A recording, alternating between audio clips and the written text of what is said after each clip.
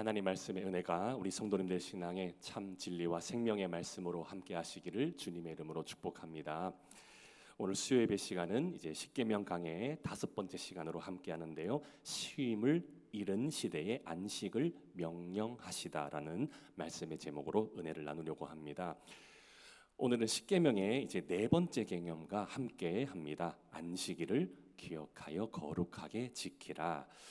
사실 십계명의 이렇게 항목들 중에서 뭐 예를 들자면 살인하지 말라, 뭐 간음하지 말라, 도둑질하지 말라, 거짓 증거하지 말라, 뭐 탐내지 말라, 뭐 이렇게 이러한 조항들을 이렇게 살펴보면은 뭐 사실 이와 같은 계명들을 윤리 도덕적인 측면으로 접근하면은 일반적으로는 사람들이 그 적용하고 받아들이는 데 있어서는 크게 어렵지 않아 보일 수 있다라는 생각이 듭니다. 왜냐하면 이러한 조항들은 공통적으로 이렇게 봤을 때에 성격상 모두 다 이렇게 옳고 그름을 판단하는 선이 매우 뚜렷하게 이렇게 느껴지기 때문입니다. 뭐 예를 들자면 살인하지 말라. 이 조항은 고의적으로 뭐 누군가를 죽이지 않으면 되는 거잖아요. 그리고 뭐 도둑질하지 마라. 이 말 역시도 남의 물건을 이렇게 일부러 훔치지 않으면 굳이 범죄자라고 낙인 찍힐 일은 전혀 없다는 것이지요. 그런데 오늘 이렇게 4번째 계명만큼은 안식일을 거룩하여 거룩하게 지키라. 이 계명은 좀 다른 계명과 비교해 봤을 때는 조금은 접근 방식에 차이가 좀 있어 보입니다. 방금 전에도 잠시 이렇게 제가 말씀을 드렸지만 몇몇 계명들은 하지 마라, 해라 라는 이 분명한 태도만 보이면 굳이 이렇게 어렵지 않는 그러한 계명 같이 보이는데, 하지만 오늘 이렇게 4째 계명의 느낌만큼은 안식일을 거룩하게 지켜야 되는데 뭐 어쨌든 6째 동안은 열심히 일하고 7째 되는 날에는 아무 일도 하지 말라고 했으니 뭐 말 그대로 일하지 말고 쉬어야 하겠지요.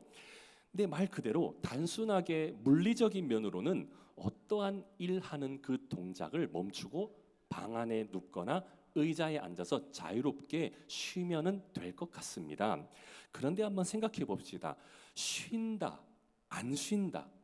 구체적으로 그래서 쉬는 것은 무엇이 쉬는 것이고 또 안 쉬는 것은 무엇이 안 쉬는 것인지 그 범위는 사람마다 그 기준과 생각이 여러 가지라서 애매모호할 수 있다라는 점이지요. 자, 그렇다면 성경은 무엇을 진정 안식이자 쉼이라고 가르쳐 주는 걸까요? 성도님들 생각해 봅시다. 세상은 사실 행복해지려면 많은 사람들에게 더 일해라, 더 성공해라, 더 벌어라, 더 올라가라라고 자꾸만 그렇게 요구하지요. 그래서 사람들은 행복해지기 위해서 부지런히 어떻게 합니까? 돈을 벌며 살아가고 있는데 뭐 그 과정에서 힘들고 지칠 때가 좀 찾아와서 쉬고 싶으면 보통은 사람들이 어떻게 하고 쉬는 경우가 좀 많아 보입니까? 누군가는 어느 정도 돈을 벌어 놓고 좀 쉬어야 되겠다는 생각을 할 수도 있겠고요. 뭐 어떤 사람들은 하루 혹은 한 주일 일과에 있어서 바쁜 일은 그래도 다 해놓고 나서야 쉬겠다는 생각을 가질 수도 있겠고, 또 혹은 어떤 사람에게 만약 문제가 생기면 그 문제가 해결되고 나서야 비로소 쉬는 타임을 결정하는 사람들도 있지를 않습니까? 그럼 다들 각자의 볼일을 다 이렇게 보고 나서야 어떤 일하는 동작만 이렇게 잠시 멈췄다면 우리는 그것을 쉰다라고 말하는 것이 과연 본질이 맞을까라는 생각을 좀 가져봐야 한다는 것이지요. 뭐 단순하게는 그렇게 생각하는 사람들도 더러는 있을 것으로 보입니다. 그러면 하나님께서는 어떻게 생각하실까요? 제가 느끼는 하나님의 이 쉼이라는 이 개념은 우리는 마치 무엇을 하고 무엇이 되어서 쉬는 것처럼 이야기를 할 법도 하겠지만, 하나님께서 마치 주시는 쉼은 우리에게 지금 쉬어라라고 말씀하시는 느낌처럼 보입니다. 왜냐하면 쉼을 제공해 주시는 분도 하나님, 또 쉴 수 있도록 그 과정을 인도하시는 분 또한 하나님이시기 때문인 줄을 믿습니다. 그러나 오늘날 사람들은 이 쉰다라는 인식이 어떻게 설정되어 있다는 걸까요? 아까도 말씀드렸지만 일단은 자신이 편해야 하고 일에 대한 걱정과 근심과 두려움으로부터 잠깐이라도 뭔가 탈피되어질 때를 그래도 좀 내가 쉬었네라는 그러한 생각을 가질 법도 할 것입니다. 그러나 하나님께서 공급해 주시려는 쉼은 좀 어떠한 개념일까요?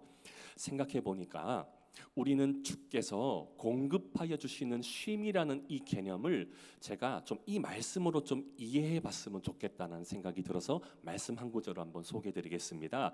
요한복음 14장 27절에 이렇게 말씀이 기록되어 있죠. 평안을 너희에게 끼치노니 곧 나의 평안을 너희에게 주노라.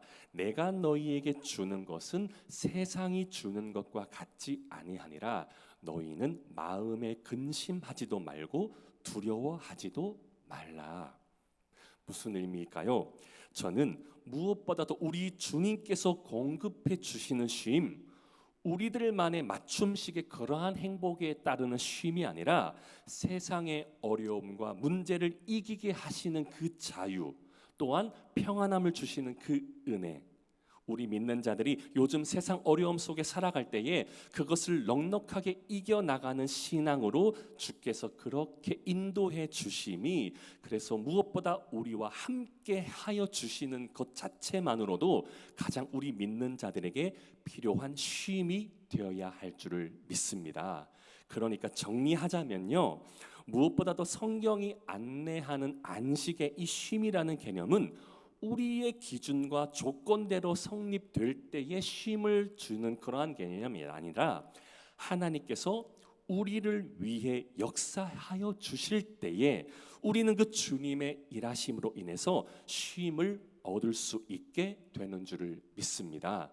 그러니까 주님께서 우리가 어려울 때에 우리의 어려움을 아시고 우리의 어려움을 도와주실 때에 우리는 비로소 그 주님으로 인해서 그 어려움을 덜 수 있게 되는 것이고, 그 주님께서 우리를 위해서 일하여 주시니까 우리는 주님으로 인해서 평안함을 얻게 될 수 있는 그러한 은혜의 쉼이라는 것입니다.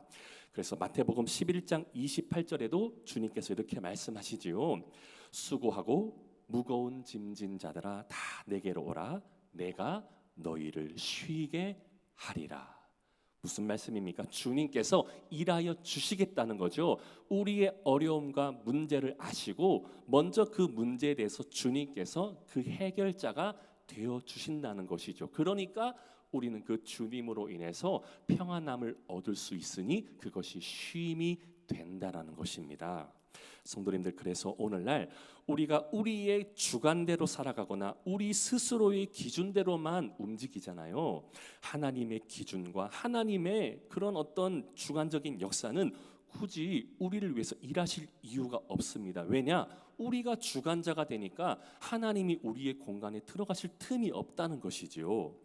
무슨 뜻으로 말씀을 더 드리고자 하는 거냐면, 하나님께서는 우리에게 쉼을 주시며 친히 우리의 삶과 문제를 도우시기를 원하시는데, 우리가 바쁘면 우리는 하나님으로부터 공급받는 은혜의 면적이 굳이 넓어지지를 못하고, 그렇기 때문에 우리는 주께서 우리를 위해 일하시고 우리는 그분의 도우심에 맡길 수 있는 하나님 자녀의 특권인 이 쉼을 누릴 수가 없다라고 설명을 드리고자 하는 겁니다. 가만 보면 그래서 오늘날 많은 사람들의 삶의 모습이 좀 어떻습니까? 부지런히 열정을 다해서 대부분 살아가지요. 그러나 어떠한 면으로 봐서는 마치 일에만 매여서 쉬지 못해 병이 찾아오는 경우도 많은 것 같습니다. 경우에 따라서 사람들이 휴가를 다녀와도 다시 제자리로 돌아가려니 마음이 무겁기도 하고, 또 쉬는 날이더라도 직업병을 가진 이러한 문제 때문에라도 어떤 분들은 다시 또 휴대폰을 보면서 연장 업무를 보신 분들도 꽤나 많을 겁니다. 그래서 이러한 현상에 대해서 독일의 사회학자 하르트무트 로자라는 사람은 오늘날 현대 사회를 이렇게 표현하기도 했습니다. 현대인은 시간이 부족한 것이 아니라 멈추는 능력을 잃어버렸다.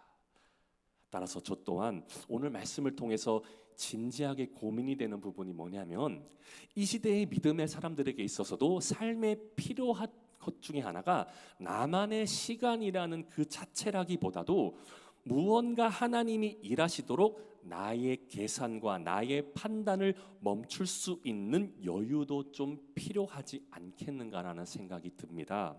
그런 차원에서 제가 생각하는 바로는 하나님께서는 오늘날 많은 사람들에게서 나타나는 이러한 육신과 영적인 문제에 대한 지혜를 네 번째 오늘 이 계명을 통해서 회복시키고자 하셨던 건지도 모르겠습니다. 그렇기 때문에 하나님께서는 왜 오늘날 믿음의 사람들에게 십계명을 통해서 안식을 명령하셨는지 그 이유를 제가 오늘 몇 가지로 좀 정리하면서 성도님들과 더 나누고자 합니다. 그래서 하나님께서 안식일을 명령하신 이유 첫 번째를 한번 보았으면 좋겠습니다. 첫 번째는 안식을 통해서 하나님을 기억하라라고 주신 명령입니다. 본문 8절을 읽었지만 명확하게 우리에게 증거하고 있지요. 안식일을 기억하여 거룩하게 지키라. 여기 그래서 가장 먼저 등장하는 단어가 바로 보이시지요? 기억하라라는 단어, 자카르라는 단어입니다. 이 단어에 담긴 속뜻은 단순히 머릿속에서만 뇌 안에서만 떠올려 기억하라는 뜻만이 아닙니다. 성경에서 가리키는 이 기억이라는 의미는 그 어떤 것에 대한 인식과 동시에 인식에 대한 그것을 깨달았다면 삶으로 반응하는 것까지를 이루는 것을 기억이라고 말합니다. 머릿속에서의 기억이 아니라 삶에서 행하는 기억까지 이어지라고 성경은 더욱더 깊이 넓게 안내한다는 거지요. 자, 예를 들어서 하나님께서 기억하셨던 그 장면들을 몇 가지를 좀 제가 예를 들어서 한번 설명을 드리겠습니다. 창세기 8장 1절을 보게 되면 이렇게 기록하는데 하나님이 노아와 그와 함께 방주에 있는 모든 들짐승과 가축을 기억하사 하나님이 바람을 땅 위에 불게 하심에 물이 줄어들었고라는 구절이 있습니다. 이 말씀에도 지금 하나님께서 기억하셨다는 의미가 나오고 있지요. 여기 하나님께서 지금 노아를 기억하셨다라는 말은 단지 하나님께서 노아를 당신의 머릿속에서만 생각하셨다고만 하는 그러한 뜻이 아니라 더 넓은 의미가 포함된 것으로서, 즉 홍수를 끝내시고 이제 이 노아라는 가정을 통해서 이제 쭉 앞으로 이스라엘의 구원의 역사를 본격적으로 시작하셨다는 것을 이미 말씀을 하셨다라는 겁니다. 그리고 또 하나 볼게요. 사무엘상 1장에도 이제 사무엘의 어머니 한나 이야기 우리가 잘 아실 텐데 거기도 나오는 표현입니다. 사무엘상 1장 19절에 그들이 아침에 일찍 일어나 여호와 앞에 경배하고 돌아가 라마 자기 집에 이르니라. 엘가나가 그의 아내 한나와 동침함에 여호와께서 그를 생각하신지라. 여기서도 지금 하나님께서 한나를 생각하셨다는 말 역시 단지 한나의 현재적 상황만 고민하셨고 그 마음을 알아주었다라는 그 결심에만 그치셨다는 말이 아니라 이제도 우리가 구체적으로 이 이야기를 알지 않습니까? 구체적으로 무엇을 더 응답을 해주신 겁니까? 아들 사무엘을 주시겠다라는 응답을 이미 하셨다라는 겁니다. 그러니까 생각하셨다라는 것은 그냥 그 동작에서 멈추어 계셨다는 것이 아니라 이제 사무엘을 반드시 약속해서 주겠다라는 말까지 하나님께서 생각을 하셨다라는 겁니다.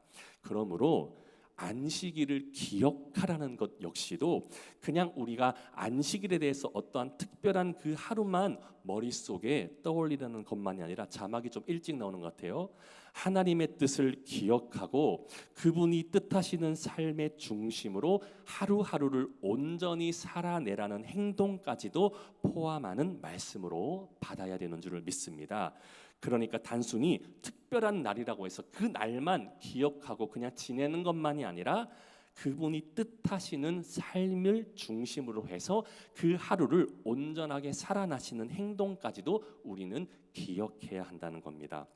그러니 성도님들, 왜 하나님께서는 쉬어라라는 지금 명령보다도 지금 안식일을 기억하라라고 말씀하시죠? 왜 기억하라라고 먼저 말씀을 하셨던 걸까요? 사람은 연약하여서 잊어버리는 모습을 자주 보여주기 때문입니다. 구약의 이스라엘 백성들이 광야에서 가장 많이 반복했던 죄가 무엇이었을까요? 그 시초는 과연 우리가 생각하기에 우상 숭배가 먼저였을까요? 아님 불평과 원망의 그 감정들이 먼저였을 것 같습니까? 사실 그 모든 죄의 시작은 하나였던 겁니다. 바로 자막에도 나왔듯이 하나님을 잊어버린 것. 지금 하나님을 잊어버리고 죄가 우상 숭배가 불평과 원망의 감정이 솟구쳐 올라오고만 있었던 겁니다. 하나님을 잊어버리기 시작하는 그 순간부터 죄가 들어온다는 것. 그래서 우상 숭배로 또 우리의 감정이 불평과 원망의 감정으로 이어질 수밖에 없다. 그래서 구약의 신명기서 같은 곳을 보면 잊지 말라라는 말씀이 그래서 자주 반복되는 것을 우리가 볼 수 있다는 겁니다. 왜냐하면 사람은 하나님을 잊는 순간 어찌 되고 마는가요? 결국 인생의 주인이 하나님이 되는 것이 아니라 자기 자신이 되기 때문입니다. 오늘날 이 시대도 마찬가지입니다. 대부분의 사람들은 하나님의 존재를 고의적으로는 부인하지는 않는 모습인 것 같은데요. 다만 어떠한 모습들이 자꾸 일어나고 있는 것 같냐면 너무 바빠서 하나님을 잊어버리다가 그분의 뜻과 멀어지는 삶을 살아가게 되는 일이 더 많아진 모습이 나타난 것은 아닌가. 그러다 보니까 어느 순간 삶은 하나님 중심이 되는 것이 아니라 일과 돈의 중심, 또 혹은 성과와 성취가 중심이 되는 모습이 나타나는 것처럼 그렇게 보인다는 겁니다. 그래서 신학자 유진 피터슨이 이러한 말도 남깁니다. 바쁨이라는 것은 사랑의 반대가 아니라 영성의 가장 큰 적이다라고도 표현하기도 했습니다. 그러니 오늘날 많은 사람들이 하나님과 멀어지는 이유 중에 하나도 어떤 면에서는 하나님을 망각한 채 살아가는 분주함일지도 모른다는 겁니다.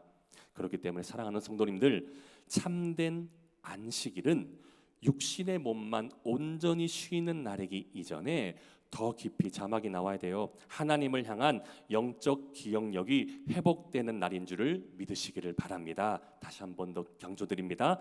참된 안식일은 우리의 몸만 쉬는 날이기 전에 더 깊이는 하나님을 향한 우리의 영적인 기억력이 회복되는 날이 안식일이 되어야 하는 줄을 믿습니다.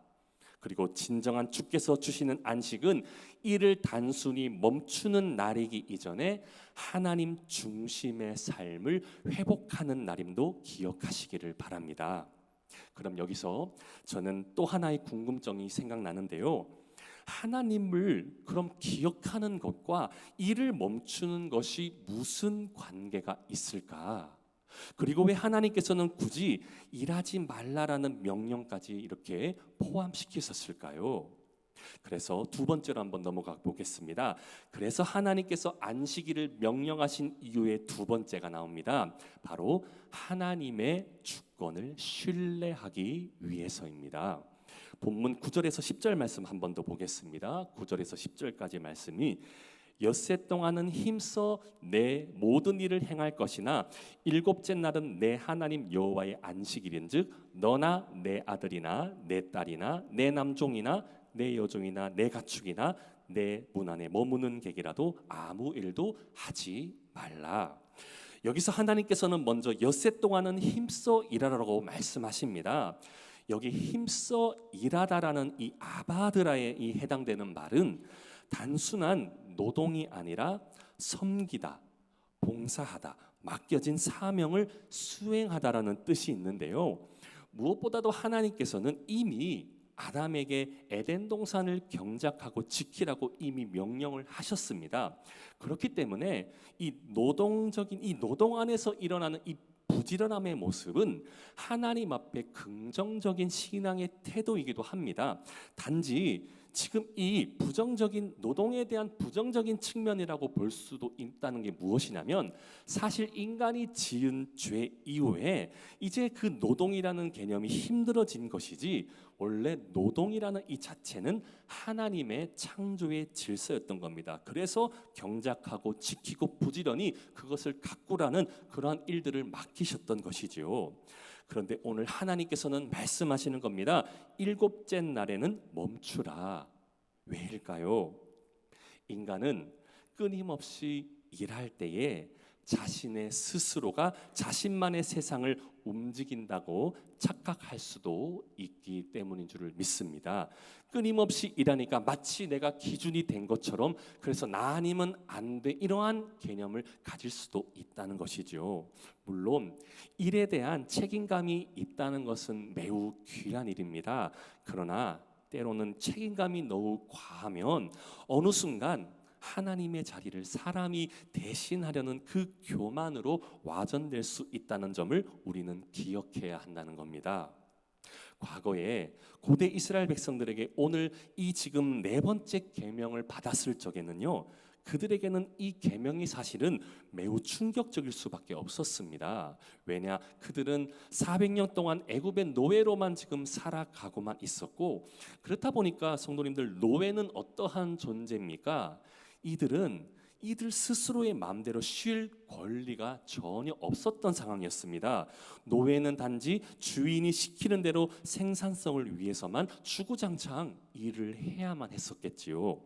그런데 하나님께서 애굽에서 백성들을 출애굽시킨 후에 가장 먼저 가르쳐 주신 것이 무엇이었을까요? 바로 이제는 쉬어라라는 말씀을 주신 겁니다. 그러나 더 나아가서 주신 그런 뜻은요, 너희는 더 이상 애굽의 노예가 아니다라고 그 정체성을 바꾸시는 선언을 하셨던 겁니다. 오늘날 세상은 끊임없이 사람들에게 말합니다. 더 성과를 내라, 더 인정받아라, 더 성공해야 가치가 있다. 그래서 현대인은 자신도 모르게 성과의 노예로 살아가는 것은 아닌지, 얼마를 벌었고 얼마나 유명하여 인정받은가, 이것으로 자신의 존재 가치를 평가하는 시대입니다. 그러나 오늘 하나님께서는 너의 가치는 일에서 나온다는 것을 말씀해 주시는 것이 아니라, 너는 이미 내가 사랑하는 백성이다라고 분명히 알려주신다는 겁니다.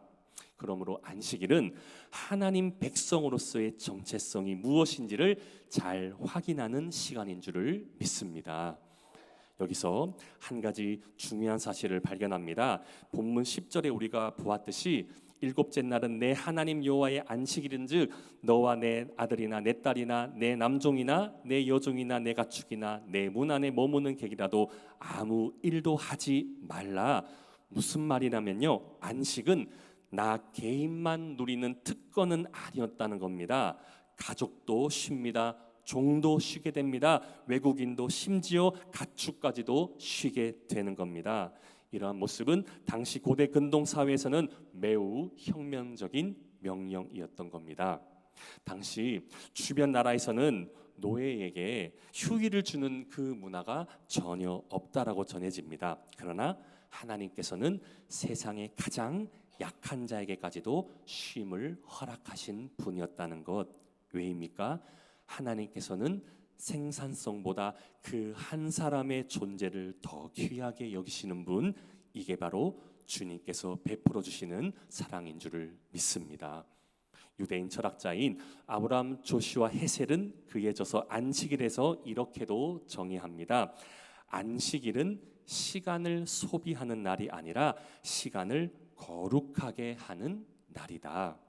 사람들은 대부분 시간을 효율적으로 사용하려고 하는 노력에 많이 익숙해져 있지요. 하지만 성도님들, 하나님께서 제정하신 안식의 개념과 우리가 생각하는 안식은 무엇이 다른가요? 하나님께서는 무엇보다 시간의 개념을 단지 세상이 돌아가는 그 효율성에 맞추어 사용하는 법보다 믿음의 사람들이 시간을 주의 뜻 안에서 거룩하게 사용하는 법을 가르쳐 주시는 줄을 믿습니다. 그러므로 성경 말씀이 오늘 깊이 다루는 이 안식의 의미는 단지 아무것도 하지 않는 시간이 아니라 하나님 앞에서 우리만의 시간을 다시 하나님 앞에 돌려드리는 시간인 줄을 믿으시기를 주님의 이름으로 축복합니다. 생각해 볼까요? 이스라엘은 광야에서도 안식을 배웠습니다. 출애굽기 16장 같은 곳에서 보면은 만나를 거두게 하실 때에 하나님은 엿새 동안만 거두게 하셨습니다.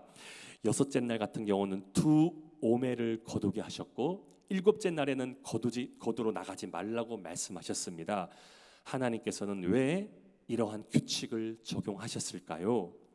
바로 하나님께서는 궁극적으로 백성들로 하여금 이 한 가지를 가르쳐주고 싶었던 겁니다. 요한복음 6장 49절에서 51절에 이 근거되는 말씀이 나타났는데요.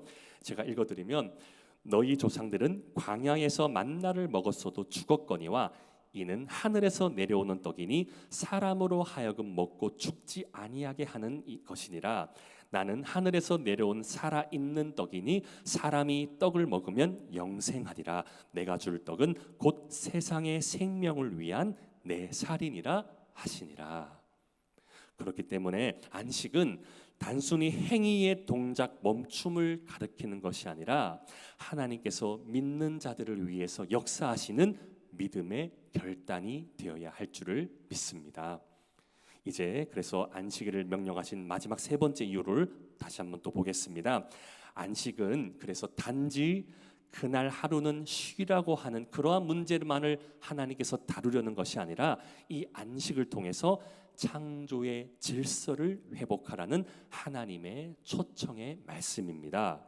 본문 11절 말씀 볼까요? 11절에 이는 엿새 동안에 나 여호와가 하늘과 땅과 바다와 그 가운데 모든 것을 만들고 일곱째 날에 쉬었습니다. 그러므로 나 여호와가 안식일을 복되게 하여 그날을 거룩하게 하였느니라. 방금 전 이 구절에서 지금 가장 눈에 들어오는 접속사 하나가 보입니다. 바로 이는 엿새 동안에 할 때 이는, 이 말은 이유를 설명하는 접속사이기도 한데요. 즉 하나님께서는 왜 안식일을 지켜야 하는가를 창조적인 측면에서 다루고자 하셨던 겁니다. 그런데 여기서 우리가 한 가지 오해하지 말아야 될 것이 있는데요. 단지 그러면 하나님께서 일곱째 날에 쉬셨다고 하셨으니 그럼 이제 하나님께서도 마치 그럼 체력 관리를 위해서 쉼이 필요하시니까 우리가 이렇게 이해를 하면 안 된다는 것이지요. 이사야 40장 28절에 분명히 증거합니다. 여호와는 피곤하지 아니하시며 곤비하지 아니하시며라고 증거하지요. 결코 주께서는 전능하신 분이신데 당연히 그는 지치시지 않습니다. 그럼 왜 하나님은 일곱째 날에 쉬셨다라고 말씀합니까? 창세기 2장 2절에 가보면 이렇게 말씀이 기록됩니다. 하나님이 그가 하시던 일을 일곱째 날에 마치시니 그가 하시던 모든 일을 그치고 일곱째 날에 안식하시니라. 지금 여기 나오고 있는 모든 일을 그치고라는 말은요, 열심히 일했으니 피곤해서 휴식을 취하다가 아니라 이 말의 의미는 멈추다, 완성하라라는 뜻으로 해석되는 구절입니다. 즉 하나님께서는 열심히 일하시다가 지쳐서 쉬신 것이 아니라 창조 사역을 완성하셨기 때문에 비로소 멈추셨다라는 겁니다. 성도님들, 그래서 정리해서 말씀드리면 하나님께서 창조하셨다라는 의미는 완성이라는 뜻이 되는 겁니다. 그래서 오늘날 우리가 신앙생활 가운데 누려야 될 안식은 단순히 일하다가 지쳐서 이제 좀 쉬고 다시 일하자 이런 개념에서의 안식이 아니라 성경이 가르치는 안식의 본질을 기억하십시오. 하나님의 완성된 창조를 기뻐하며 누리는 삶이 되어야 한다는 것을 깨닫게 하는 줄을 믿습니다. 그러니까요, 이미 성경 말씀 속에 하나님의 말씀, 우리가 자유함으로 기뻐하며 누리는 삶이 우리의 삶의 진정한 안식이 되어야 된다는 겁니다. 힘들다가 지쳐서 퍼져서 쉬는 것이 안식이 아니라 이미 하나님께서 창조의 완성을 통해 보여주신 그 하나님의 말씀을 누리면서 기뻐하는 삶이 안식인 줄을 믿으시기를 바랍니다. 하나 예를 들어 보겠습니다. 누가복음 13장 말씀에 예수님으로 인해서 허리가 이렇게 꼬부라진 여인이 이렇게 치유와 회복을 얻은 이야기가 누가복음 13장에 나옵니다. 이날 이 여인이 지금 고침받는 날이 안식일이었습니다. 하지만 이 지금 안식일에 예수님께서 허리 꼬부라진 여인을 안수하시면서 치유해 주시는데 이를 지켜보던 회당장은 안식일에는 왜 율법에 아무것도 하지 말라, 무엇을 동작 자체를 하지 말라, 이러한 식으로 의술 행위가 이루어졌다는 것에 지금 회당장이 분개하였던 상황이었습니다. 그러니까 사람들 앞에서도 이 회당장이 분개하면서 안식일 날에는 이러한 일 근처에도 가지 말라고 엄포를 놓고 있던 그러한 장면이 누가복음 13장에 나옵니다. 그러나 예수님께서 이 회당장을 향해서 안식일에 근본적으로 이루어져야 할 것이 무엇인지에 대해서 이렇게 바로 수정해 주시는데요. 말씀 한 구절을 한번 봤으면 좋겠습니다. 누가복음 13장 15절에서 16절에 이렇게 기록하는데 제가 읽어드리겠습니다. 주께서 대답하여 이르시되 외식하는 자들아 너희가 각각 안식일에 자기의 소나 나귀를 외양간에서 풀어내어 이끌고 가서 물을 먹이지 아니하느냐. 그러면 18해 동안 사탄에게 매인 바 이 아브라함의 딸을 안식일에 이 매임에서 푸는 것이 합당하지 아니하냐. 사랑하는 성도님들, 안식일에 하지 말라고 했다고 해서 영혼 한 명 살려내는 의술 행위를 중단하는 것, 이것이 진정 안식일에 합당한 정신이 맞을까요? 아니면 진정한 안식일은 영혼 한 명이 예수 그리스도 인해서 구원의 은혜를 입은 이 일이 진정한 안식의 기쁨된 날일까요? 성도님들 기억하십시오. 진정한 안식은 예수 그리스도의 은혜를 통해서, 아까 창조는 완성, 안식의 의미는 완성이라는 뜻을 제가 담아냈다고 하지 않았습니까? 진정한 안식은 예수 그리스도의 은혜를 통해서 한 영혼이 새롭게 변화되고 치유와 회복을 얻은 것이 진정한 쉼이 되는 것이고, 그 자유 얻은 날이 진정한 안식일, 이것이 진정 하나님의 창조의 역사, 완성의 역사로 이어지는 것임을 기억하시기를 주님의 이름으로 축복합니다. 회당장이 지금 보고 있지 못하는 것은 단순히 아무것도 하지 말라, 안식일이니까 문자 그대로 율법 그대로 지켜서 행하는 것이 안식이다. 그런데 회당장의 안에는 구원의 은혜가 있었을까요? 회당장의 모습 안에는 정말 신앙의 자유함이 있었던 걸까요?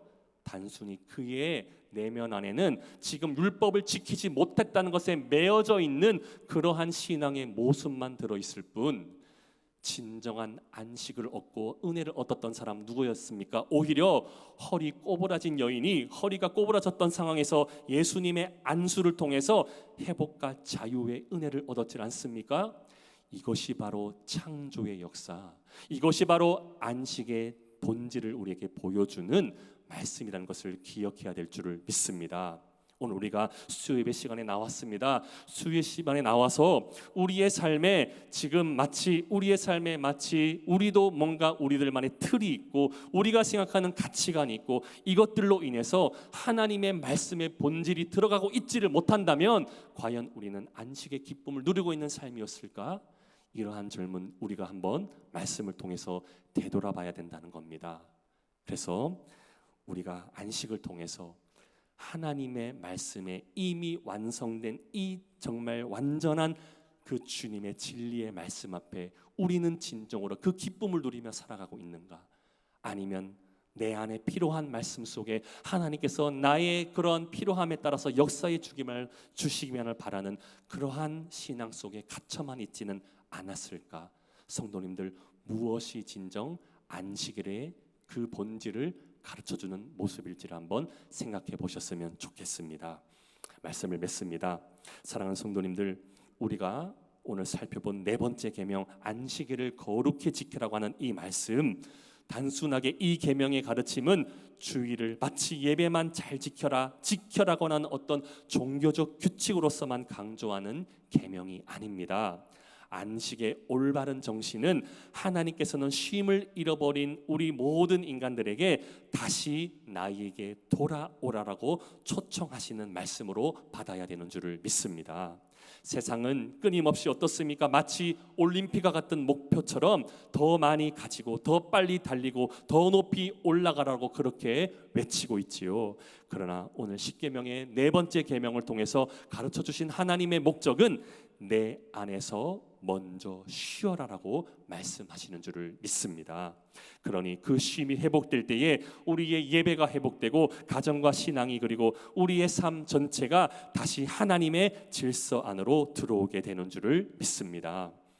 그래서 이번 주 한 주도 우리 살아가는 우리 삶 속에 한번 기억하시면 좋겠습니다. 세상에 그 속도에 끌려가는 사람이 되는 것이 아니라 성도님들, 오늘 이 말씀을 통해서 하나님의 리듬으로 살아가는 삶이 되시기를, 세상의 속도에 매여서 하나님께서 주시는 참된 안식을 놓치는 그러한 신앙이 아니라 하나님의 그 주시는 리듬을 통해서 말씀의 기쁨으로 승리하며 살아가시는, 그래서 참된 안식의 주인이신 예수 그리스도 안에서 날마다 기쁨과 평강을 누리는 복된 삶을 누리시는 우리 성도님들 모두가 되시기를 우리 주 예수 그리스도의 이름으로 간절히 축원합니다.